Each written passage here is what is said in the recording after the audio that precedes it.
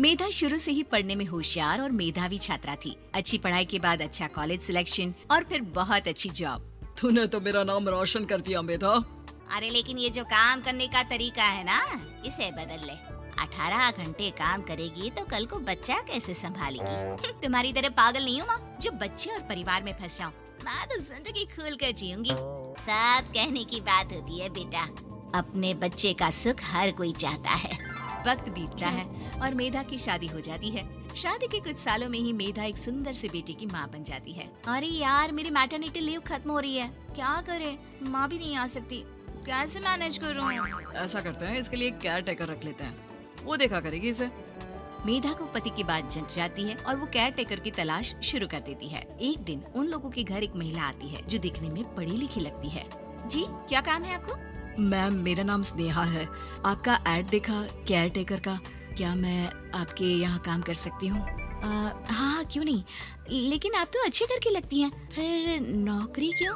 दरअसल मेरे ससुराल वालों ने मुझे घर से निकाल दिया क्योंकि मैं माँ नहीं बन सकती और माता पिता भी नहीं है इस दुनिया में। तो अरे कोई बात नहीं, तुम लक्ष्य को ही अपना बच्चा समझो और यहीं रहना, और किसी भी चीज की जरूरत हो ना तो बता देना। नेहा खुशी खुशी लक्ष्य को संभालने लगती है। रात को जब मेधा घर पर आती है, अरे क्या बात है स्नेहा, तुमने खाना नहीं खाया क्या?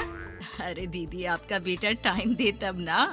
अरे तो जब वो सोता है तब खा लिया करो। तब तो मैं इसके पास ही बैठी रहती हूँ। कोई मच्छर या कीड़ा काट ले लक्ष्य को तो अब आप पकड़ो, मैं खाना खा लेती हूँ। स्नेहा वहाँ से चली जाती है। बहुत ही अच्छे से ख्याल रख रही है ये लक्ष्य का। मेधा, इतना तो शायद तुम भी ध्यान नहीं देती। मेधा को पति की बात बुरी तो लगती है लेकिन कुछ नहीं कहती। धीरे धीरे स्नेहा मेधा और उसके पति के साथ बाहर भी जाने लगी। आप सुनो, स्नेहा को भी बाजार ले चलते हैं, वो क्या है ना, लक्ष्य को देख लेगी जब तक मैं शॉपिंग कर लूंगी। हाँ चलो, वैसे मैं चाह रहा था कि लक्ष्य को लेकर हम दोनों ही चलते।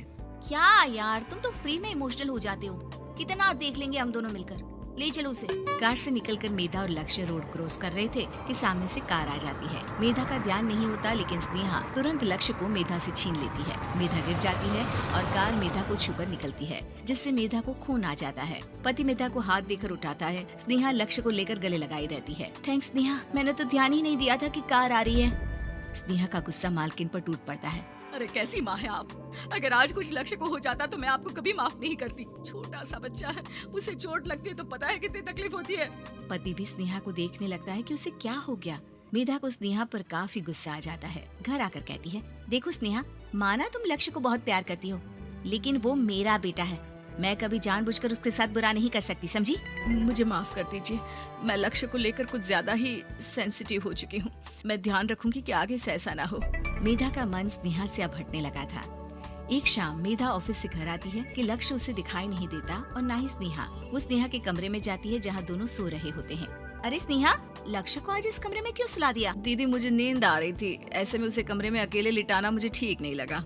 मेधा बच्चा उठाने लगती है कि स्नेहा टोक देती है। रहने दीजिए ना दीदी, सो रहा है, फालतू में नींद खराब हो जाएगी। मेधा को गुस्सा आ जाता है और वो बच्चा उठाकर वहाँ से चली जाती है। अगले दिन मेधा स्नेहा को बुलाती है, साथ में एक और लड़की खड़ी होती है। स्नेहा, अब तुम अपना कुछ और देख लो, हम लोगों को नई केयर टेकर मिल गई है, तुम इस हफ्ते घर छोड़ देना। स्नेहा का मन लक्ष्य को छोड़ने का नहीं करता, लेकिन नौकरी तो नौकरी होती है ना। स्नेहा घर से चली जाती है। धीरे धीरे महीने और साल बीतते जाते हैं और लक्ष्य एक नौजवान लड़का हो जाता है। लक्ष्य, आज मुझे मंदिर जाना है, ले चलोगे? ठीक है माँ, एक काम करके अभी वापस आता हूँ, तब तक आप और पापा दोनों तैयार हो जाइए।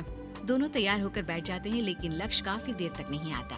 अरे मेधा, फोन तो करो लक्ष्य को, देखो क्या हो गया उसे।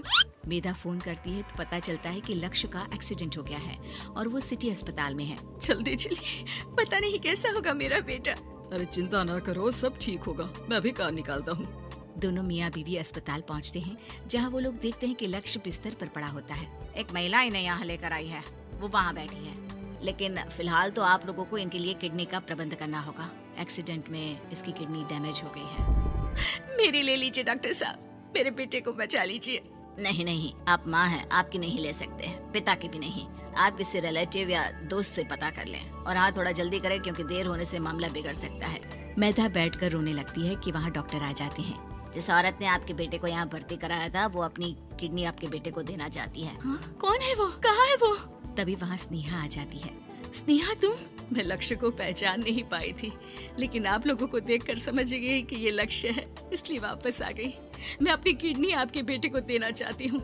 मेरी अपनी तो कोई औलाद नहीं, लेकिन लक्ष्य में मैंने हमेशा अपना बच्चा देखा। तुम धन्य हो स्नेहा, जो इतने साल में भी लक्ष्य को भूल नहीं पाई।